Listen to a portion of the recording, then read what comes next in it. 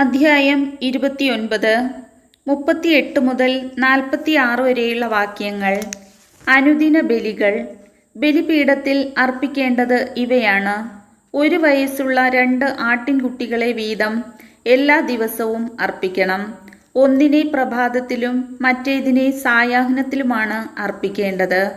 ഒന്നാമത്തെ ആട്ടിൻകുട്ടിയോടൊപ്പം 1/4 ഹിൻ ശുദ്ധമായ ഒലിവെണ്ണയിൽ കുഴച്ച 1/10 ഏഫാ മാവും പാനീയബലിയായി 1/4 ഹിൻ വീഞ്ഞും സമർപ്പിക്കണം.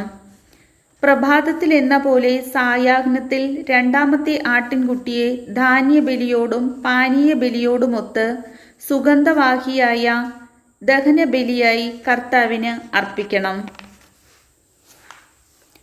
ഞാൻ നിങ്ങളെ കാണുകയും നിങ്ങളോട് സംസാരിക്കുകയും ചെയ്യുന്ന സമാഗമ കൂടാരത്തിൻ്റെ വാതിൽക്കൽ കർത്താവിൻ്റെ സന്നിധിയിൽ തലമുറ തോറും നിങ്ങൾ അനുദിനം അർപ്പിക്കേണ്ട ദഹനബലിയാണിത്.